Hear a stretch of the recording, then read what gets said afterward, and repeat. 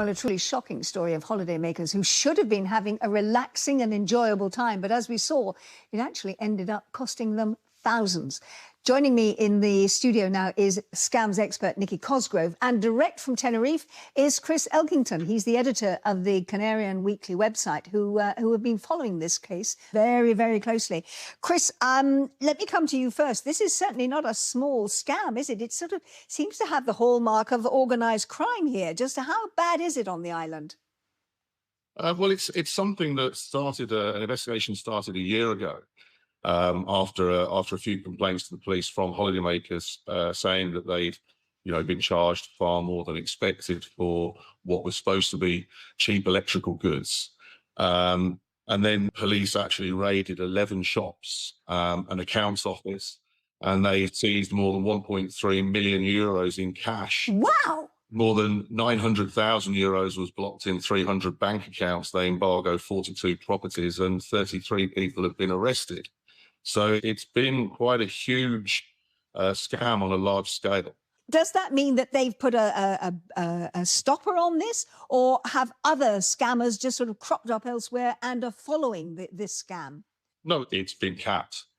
In total, there's actually 1,800 victims so far that have come forward, over 800 of which are from the UK. And as you can imagine, a lot of them who have had the holiday ruined, their vision of the island is tainted, they've been embarrassed, haven't come forward. So this is why, we're here, because we want to encourage people to come forward to make a claim for the money that they've been scammed out of. I'm going to bring Nikki in the studio now. Nikki, how do you think this particular scam was actually orchestrated? How were they able to get the information they needed to be able to steal the money from those accounts? Yeah, I think one of the really interesting things that we're seeing here is that this is classic social engineering, where they're trying to gain that trust to ultimately get their prize.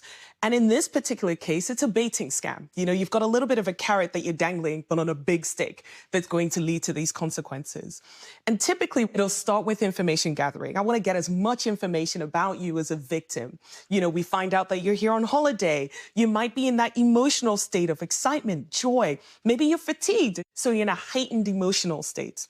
After that, they then try to implement the scam, right? They're trying to get you to build that trust in them. They have a shop front. You see other electronics, TVs, laptops, other tablets. So you believe in the messaging that they're delivering to you.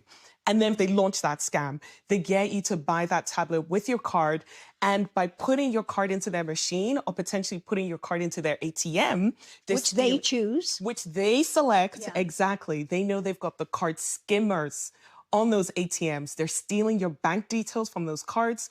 They've got a group of people watching over you to see your PIN number. They gather all that information, they steal your money, and then they vanish. Your money's moved from account to account, and it's gone. Now, I'm not being ageist here, but in the film there, we saw that there were elderly people, retired people who were being scammed. Were young people being scammed as well, or did they pick a particular group of people because they thought they were more vulnerable? Look, at the end of the day, criminals are opportunistic. They are looking for people that they believe they can steal as much money as possible from.